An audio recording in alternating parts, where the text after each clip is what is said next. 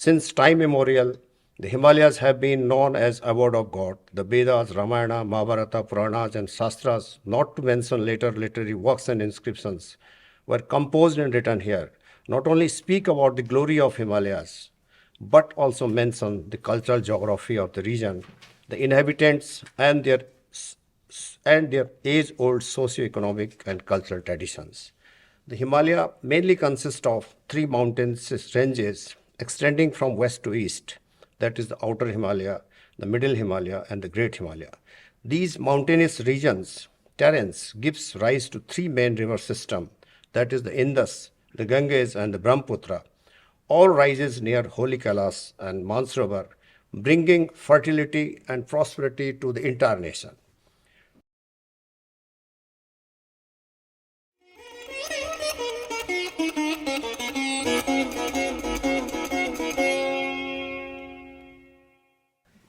Namaskar.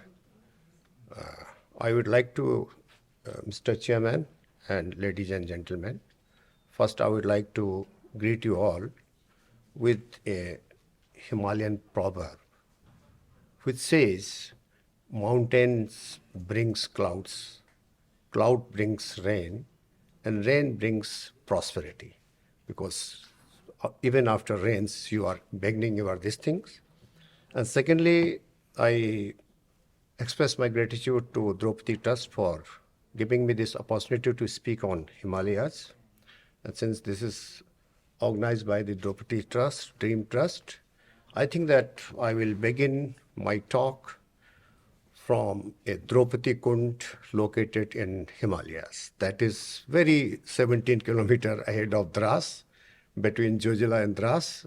And this happened to be the second coldest place in the world, Dras and the Draupadi Kund. And the main feature of this kund is that even during winter, when the temperature is minus 40 to 60, the water of Kund does not freeze. And when we were there, we found even the locals, they have seen that the highest Sikhra mountain peaks, they consider it a Draupadi Parvat. Because in Himalaya, the people of Himalayas, they worship their mountains, trees, wildlife, and everything. And this is the place, it is believed that the Queen Draupadi took her last bath before attaining Nirvana or heaven in the Himalayas. So the main thing is that it is also said that the Pandavas went to heaven from Swargarohan, a heavenly spot about 30 kilometers north of Badrinath. Now the question is that, did the Pandavas actually ascend from here to that heaven beyond this world? This is a difficult question to be answered. However, a possible answer could be that Pandavas shed off their mortal bodies at Swargarohan, and this Swargarohan alone was the heaven referred to in the Mahabharata. Heaven is the multifaceted concept of everything auspicious and beautiful, and Himalayas is one of it. Many people believes about the earth in Himalayas, in so many things, this is Himalaya, earth and that is the thing. But about the Himalayas, what I have seen, the Nicholas Roerich, the great artist, archaeologist, explorer, philosopher, has beautifully described the significance of Himalayas in his poetic verses and also in his paintings and graphic designs.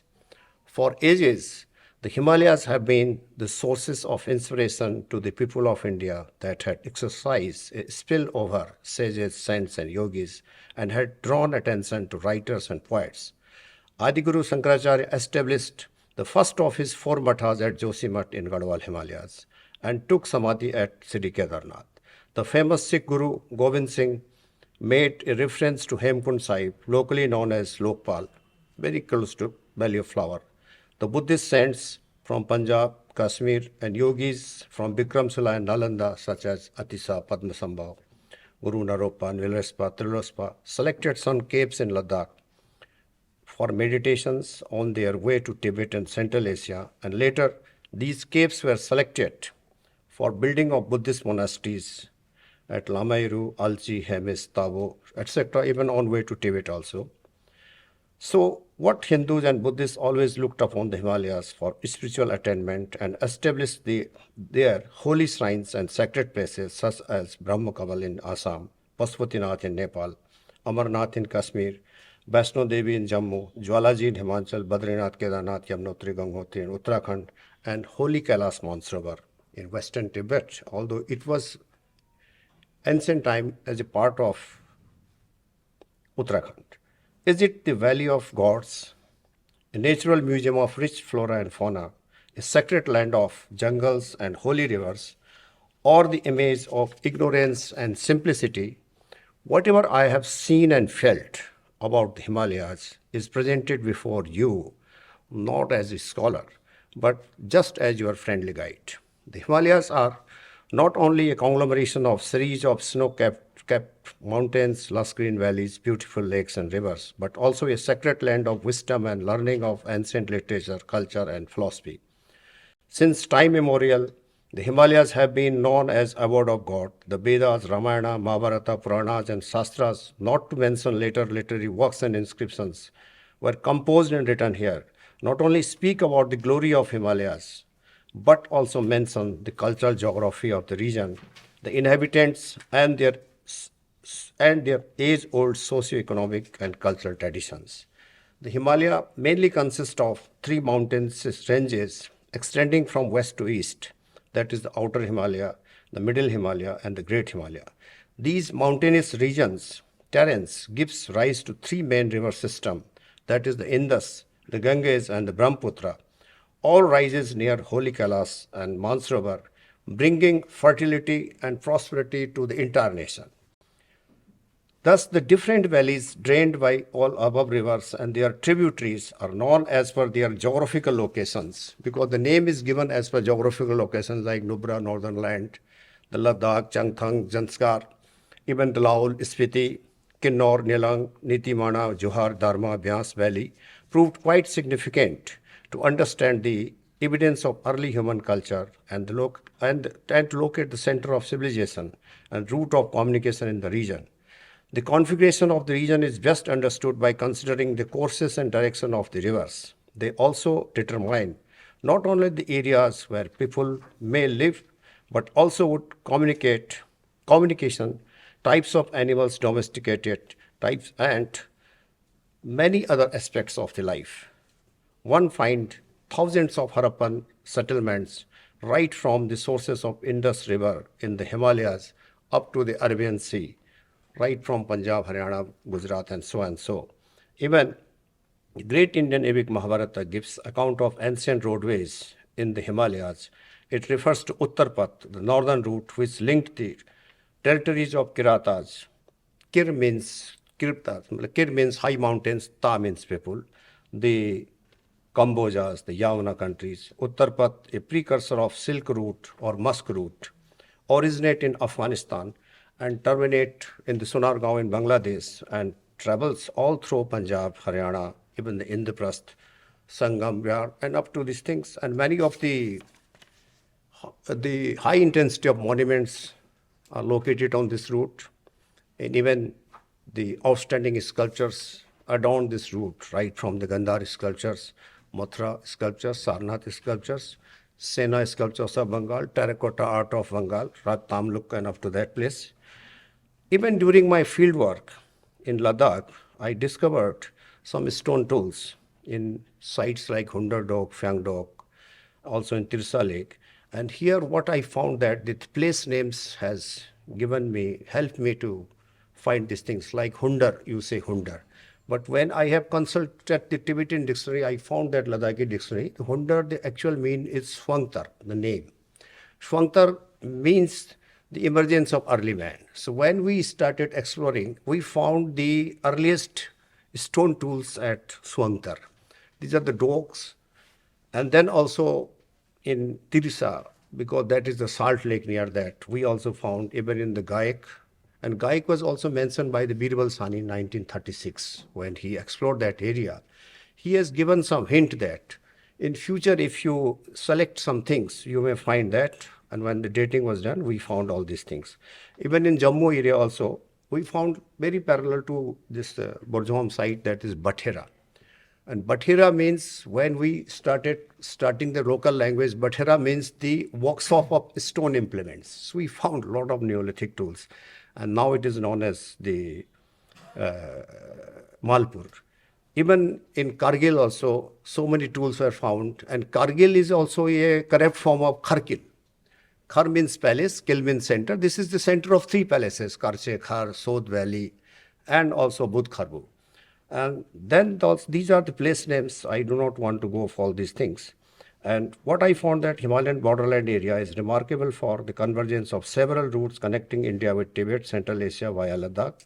It is likely that the area came under the influence of Buddhism as a result of missionary activities of Maurya Emperor Asoka, who sent Buddhist mission to different parts of Asia to propagate the preaching of Lord Buddha, that is peace and love among the people. Significantly, Kalsi near Dehradun and Mansehra in Hazara district are the two sites in the Himalayan regions where set of Asokan rock edicts have been discovered. Accordingly, even the rulers of Kushan period, even the Satvana during 1st century AD, they sponsored Buddhist institutions because it was well suited as international infrastructure, trading infrastructure. As a result, Buddhist monasteries grew all along these routes in Yarkand, Samarkand, Khotan, in Kaskar, several places in China, which were connected through trade routes of Ladakh. These monasteries also acted as bankers, moneylenders, emporium managers, shelters, and also halts for the traders and guilds. And indeed, what I found in Himalaya, there is a very harmonious blending of both physical and cultural environment in the Himalayas, by which the monuments and sites of great intensity flourished right from prehistoric to the historic periods. And there are so many routes in the Himalayas, which across this, the southeastern route from Tibet to Ladakh along the Indus River, because that's Mansubar to that, all along the Indus, and this is also known as Chadar route, because during winter it becomes freeze Chadar, and the people, all the traders travel all through routes, and all along the routes there are caves also. And 6 routes from Uttarakhand pass joins this route at Gartok in western Tibet. And even Gartok is also a word which is Indian word. What I found that when we were excavating in Borjhom, we found that the dwelling pits like Garatwas, the Gartok, if we start, may give us something about the Neolithic culture. Another route is the western route from Kabul, Punjab, through Jojila to Ladakh. Southern west road from Punjab, Jammu, Kishtwar, Bhadrawa, Zanskar. Then eastern road from Chinese Turkestan. And that from Tusul, like Pangong Lake, that come from that. The northern road from Yarkand, Khotan, over Karakoram Pass, down through Siok and Nubra River by Khardungla. And the southern road from Amritsar, Kullu, Manas, Tangla Pass. Besides, there are so many passes.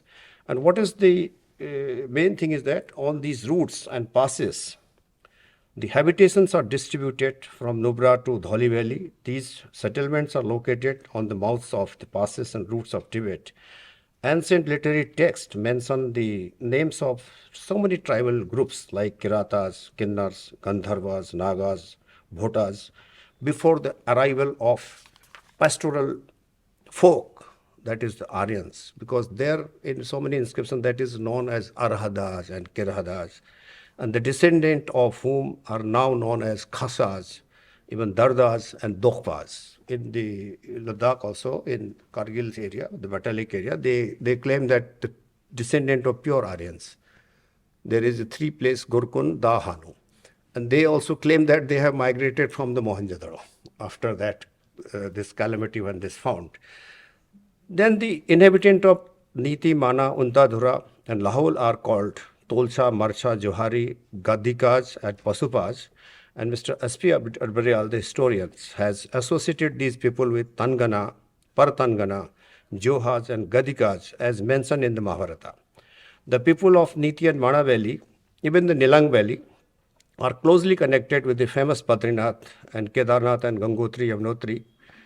temples, as these temples are located in their land. Certain words in Gadwali language dialect signify its deep religious faith of the people towards the worship of Sri Badrinath. Some of these include Phapar ki Poli, Fonia Kotyaru, Molpa Udyar, Un ki Choli, Dhani Kalu. The Phapar is a buckwheat used as an offering to the village god as well as to Lord Badrinath. Fonia Kotyaru is a portly reminds the prior relation of Sri Badrinath with monastery at Tolingmat at the time when local trade with Tibet was existing. Molpa Udyar is the place where the Lord Badrinath took shelter while coming from Tolingmat, and the Molpas are the origins of Manabes. Unki Choli, the wooden cardigan, is woven by the Molpa Kanya girl of Manabes for Lord Badrinath, is clothed to Badrinath as a festival attire during winter vas. Dhani Kalyu is a custom which reminds the relationship between Badrinath with the Tolingmat in Tibet, which was ritualized through the annual gift from ruler of Tibet to the Sri Lord Badrinath through leading emissary of Garhwal. And the gift of these these Kotyaris in Garhwal rulers was sent to the ruler of Tibet also. Thus there is a Adan Pradan, they also send so many gifts, and these gifts that in the month of Chaitra, all the people of these the higher valleys, they invite their sisters, daughters, everything to their house, and they offer all these gifts as a prasad of Lord Badrinath to them. Then there is what I found that the Uttarakhand Himalaya is known as the Devbhumi, holds unique position in the history of Indic civilization, being the source of the holiest rivers of Ganga, Yamuna, the land of sacred pilgrim centers. Every peak and rivers are named after Hindu god and goddesses, as mentioned in the holy scriptures. Gangotri means Ganga Utri. That is, the Ganga descended from heaven on earth at this spot. Gangotri Glacier, situated at the height of 4,250 meters above the sea level, starts from Gomukh and extends as far as Chokhamba cluster of snow peaks in the neighborhood of Sri Badrinath. Almost 60 kilometers northeast of Gangotri, Gomukh is accepted as the source of Ganga. However, explorers believe that even Gomukh is not the main source of Ganga, as only a few hundred yards beyond the Gomukh snout, the Ganga can be seen in the liquid state near Nandavan. This has led to believe that the ultimate source of Ganga is either Gangotri peak or the Narayan Parvat. From the other side which emerges the Alaknanda river flowing towards the Sri Badrinath. The Gangotri peak and Narayan Parvat are believed to be the sources of all three rivers. These rivers, which drift out from the vast glacial deposits in different directions and ultimately merge at Devprayag. This corroborates the mythological account that after released from the hair's coil of Lord Shiva, Ganga descended on the Sameru Parvat and got divided into 7 streams named Bhagirathi, Janvi, Vilangana, Mandakini, Rishi Ganga, Saraswati and Alaknanda, all emerging from the same geophysical strata and flowing in different directions, merging each other and finally become one at Devprayag to become Ganga. Eventually, the Ganga, Yamuna, Saraswati merging into one at the Sangam, Triveni, 100 miles downstream at Prayagraj, Allahabad. Bhagirathi is different from Yamuna, Alaknanda and Saraswati just because she is Ganga. Perhaps it is for this reason that water of Gangotri are carried to Rameswaram, the southern shrine established by Adi Guru Shankaracharya, and offered to Lord Shiva to soothe his throat after he engulfed poison that emerged out of the churning of ocean. Water of Ganga is believed to have medicine properties. Himalayas have been important not only for mountains and rivers, but have also been source of medicine plants and herbs used in our ancient system of medicines. Dronagiri Parvat, you may be aware, located in Garhwal Himalaya near Josimat, is mentioned in the Ramayana. As you are familiar with the epic story of Lakshman being wounded by the powerful Shaktivan from Meghnad, on advice of Susen Bed, Hanuman went to fetch these life-saving herbs from Dronagiri. Failing to identify the herb, he required herb. Hanuman lifted the herb-filled top of the green Dronagiri top and flew back to Lanka, and Bedya identified the herb and saved the life of Lakshmana. Here one should not confuse Dronagiri peak with Dronagiri blaze. Hanuman took away the green mountain top of the blaze and not the snow peaked.